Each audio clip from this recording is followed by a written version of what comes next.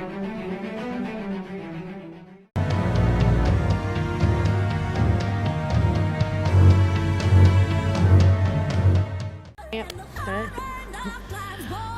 I'm LP and you're watching the Introducing series. I think my mission as an artist is probably to just connect with people, you know. I feel like that's what this, for me, that's what music requires and is all about. It's the impetus for writing a song, it's the impetus for, you know, having a message or whatever you're trying to get across, and a feeling, like to convey a feeling. And I think like I'm just trying to, like, you know, commune with people at a show. Like, to me, like, that's the most important thing. I feel like it's not so much about me being there on stage. I kind of want it to be like a, you know, a conversation in a way. So many people, but you know, I tend to err on the side of classic things. You know, I love Roy Orbison. I love Freddie Mercury. I love Jeff Buckley and Led Zeppelin, and so many people. I mean, God, I'm spacing on. How could I forget? Who's the biggest French singer ever that I love? La Vie en Rose. Ah, gosh, how do you know? I just spaced it. I got nervous. Edith Piaf. You know, like, just people that have a very their emotion is very visceral and very, you know, on the surface. Oh, you know, it's, you know, it's the thing that gave me the most, I would say, perspective and understanding of where things come from. You know, I think I had a very typical kind of you know, difficult beginning where I didn't know, you know, I came from a family of lawyers and doctors, and just, you know, it was not like the idea of a career in entertainment was just simply not on the table, really. It was not something that, you know, that I was encouraged to do, and it was like, you know, quite the opposite, you know. And I think it's so I feel like I started with no contacts, no nothing, you know, like many people do. But you know, but even, it's a very weird thing to try to get good at something that may or may not pan out, you know, because, you know, I was, again, brought up by people that, like, you know, you went through a certain amount of school and you got to the next level, you took the test, you did this, and then you became that, and you know, but in entertainment you could spend your whole life trying to get, you know, put your 10,000 hours in or whatever, and still, you know, luck of the draw. So it was a very, you know, I think I didn't have a plan B. I just kind of went for it. I think I've definitely learned that one man's trash is another's treasure. I think I've very much learned that, you know, I was, before Lost on You became what it's become, like, you know, to a bunch of people, I was dropped from my label after playing them that song.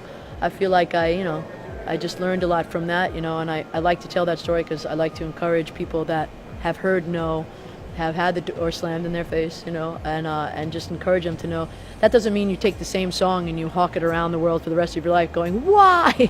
You know, but to just, like, keep going and not to get, not to let one person, you know, it's like, you know, finding, I guess, a lover or something like that. You know, you don't fall in love with every single person, you know, something clicks.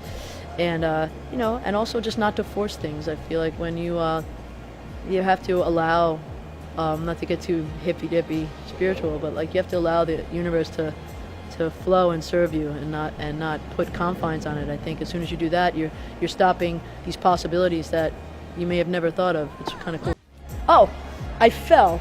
I was that thing right there. It's like a lighting thing, and I remember saying to myself, I'm gonna step on that, and it's not secure. Like, well, like the second as I was approaching, I'm like, I'm gonna step on it.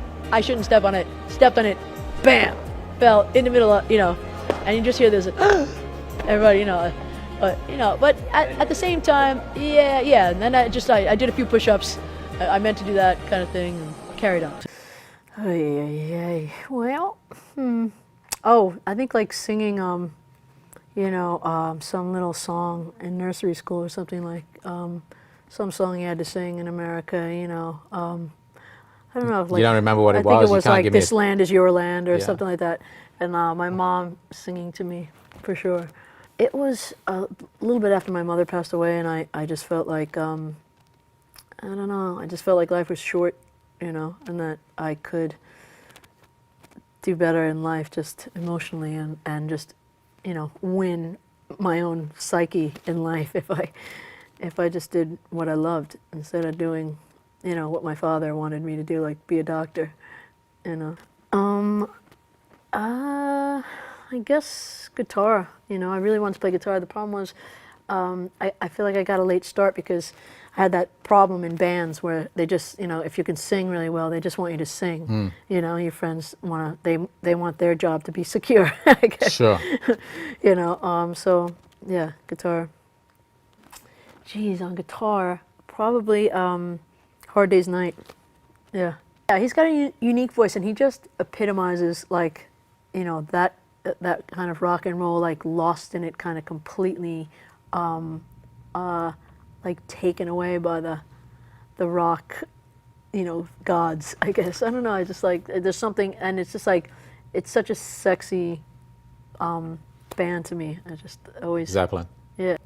I probably would be a doctor, to be honest with you.